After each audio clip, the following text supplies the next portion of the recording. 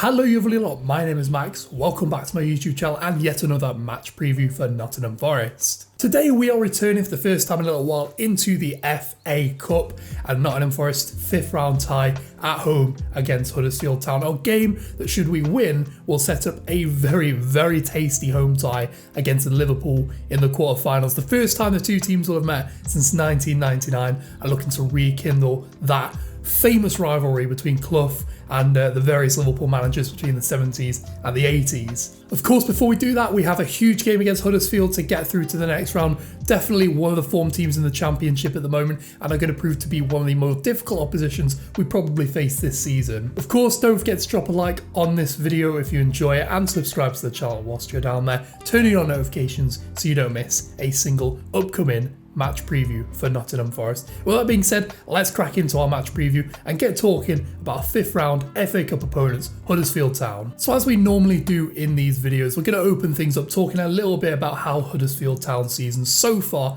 is going, not just in the Championship, but also in the FA Cup, how they made it to the 5th round. Well, thankfully I didn't have to go too far for the research for this video, as Huddersfield are in the same division as Nottingham Forest, of course, currently at the time of recording occupying 2nd place and the 2nd automatic promotion place in the Championship. And they come into this game in really good form, on the run of 4 wins and a draw in their last 5 games, unbeaten during that period. They're currently managed by Carlos Cabaron, the former assistant and youth team manager at Leeds United, a man who's worked very closely with Marcelo Bielsa in the past and has been in charge since 2020, overseeing a period of transition at the club in which he maintained their status in the Championship last season, and as we've seen, highly exceeded expectations in getting them into the playoffs and potentially a place in the Premier League next season. So let's talk a little bit more about the FA Cup run in a bit more detail, how they made it to the 5th round. In the 3rd round, they picked up a 2-1 win against Premier League side Burnley, and then a 1-0 win in the 4th round against Championship strugglers Barnsley.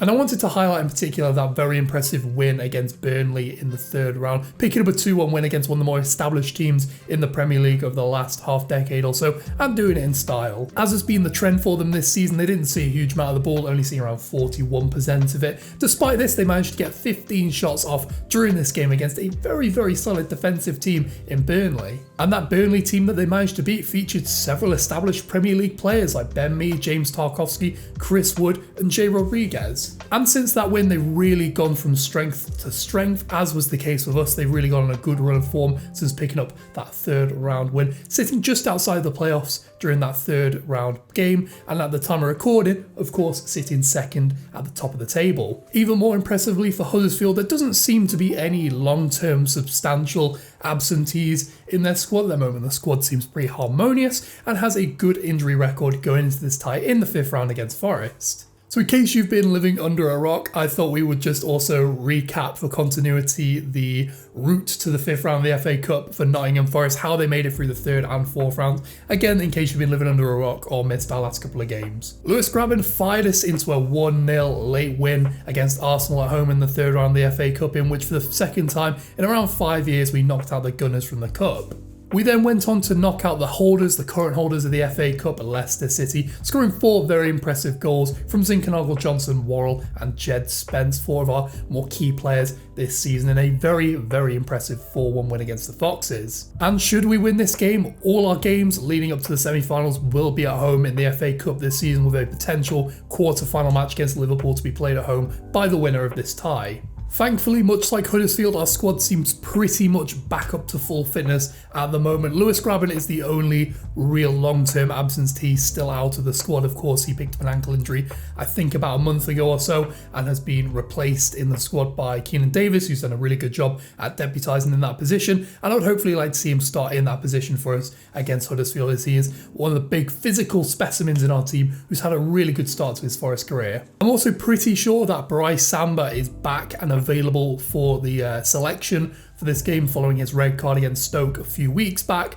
Although saying that, I would quite like to see even Hofarth maintain his position between the sticks. A little bit of continuity in the squad does no harm whatsoever, and I've been thoroughly impressed with him in his few cameo appearances so far this season, having picked up 2 clean sheets in his previous 3 games. An interesting side note on this game though is both teams have only recently just played their most recent championship fixture, having both played on Friday night, meaning there's just 72 hours between our most recent championship games and this FA Cup tie between Forest and Huddersfield, and I think that's going to be a really interesting clash. It'll be interesting to see how we both rotate our teams heading into this game. We both have fairly deep squads compared to most other championship teams, but you know, that depth and quality do both teams have it. It'll be interesting to see how we both line up. So those squad issues being in consideration, let's talk a little bit about some of the key players to see for Huddersfield and touch a little bit on the tactics and what to expect from the Terriers in this game. Well, this season Huddersfield have become quickly one of the form teams in the Championship going into the final third of the season, currently sitting second at the time of recording. They've done this by being one of the more physical teams in the Championship this season and one of the more potent from set pieces, having scored 15 goals from their 49 from set pieces at around 30%.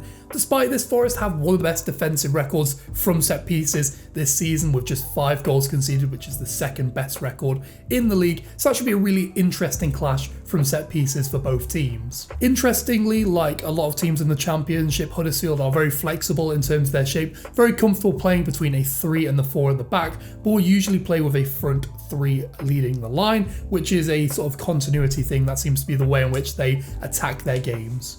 Interestingly, they've achieved this really good run this season despite the fact they're not really a possession heavy team and are a pretty shot negative team at the same time. They only average around 48% possession in their matches. For context, Forest average around 50% and take only around 10.6 shots and concede 12.6 shots, meaning they're actually a -2 shot negative team despite their really high position in the league, which is a very weird juxtaposition if you ask me. The biggest things I can take away from this are firstly that I would imagine Forest are probably going to be seeing the lion's share of possession in this game. I'm pretty sure in the last league meeting between these two sides back in December, we had like 57-58% possession in that match despite being defeated by the Terriers. So I'd imagine in this game's probably going to go along the same veins. A big part of the reason why they have such a reasonable defensive record, having only conceded 36 goals this season and are actually so high in the table despite the fact they concede a lot of shots in their matches, is the impressive displays from their goalkeepers this season. Lee Nichols, who's been the #1 for the team throughout the majority of the season, I think he's played about 35-36 games for them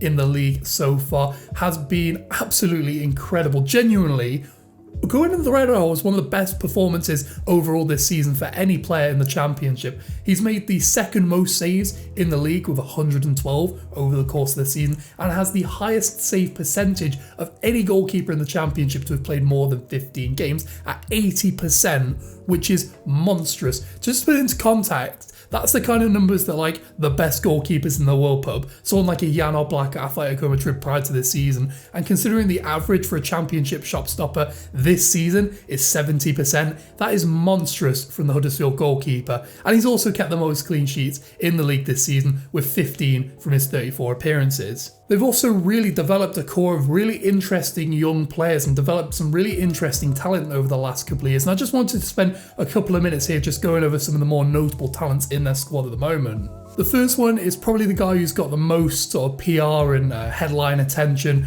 in that Huddersfield squad, Sorbra Thomas. I think that's right, Sorbra Thomas.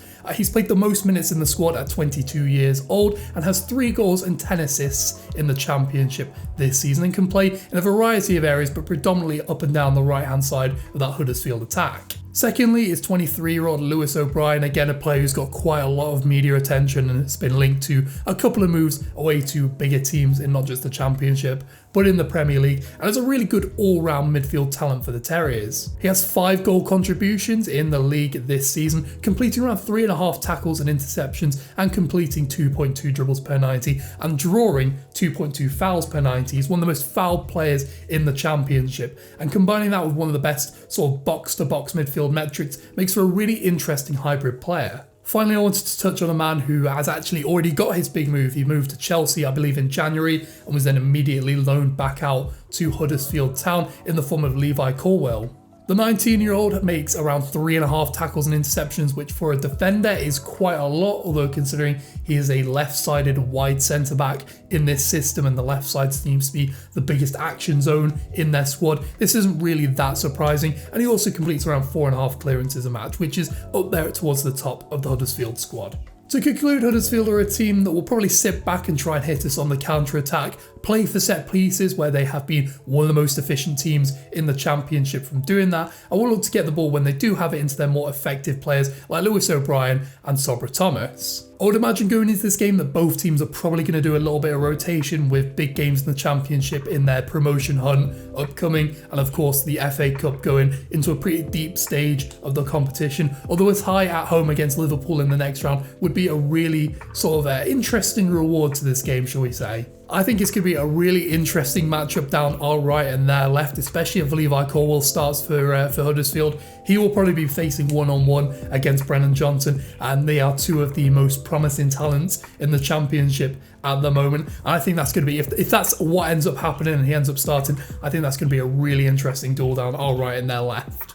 I'm probably going to predict a 2-0 win for Forest on this one, and I think I'm being a bit generous perhaps. Maybe it's a little bit of bias coming out, but I do think on paper we are probably the better team this season. I do think Huddersfield have ridden their luck at times and are basically being propped up by good set-piece goals, some really good individual talent, but most importantly, an exceptional goalkeeper performance from Lee Nichols this season. This was exemplified in the last league game we played against them back in December. Although they did come away with the 1-0 win, we were by far the better team on the day, seeing around 58% possession and taking 23 shots over the course of the game, with 13 coming from inside the box.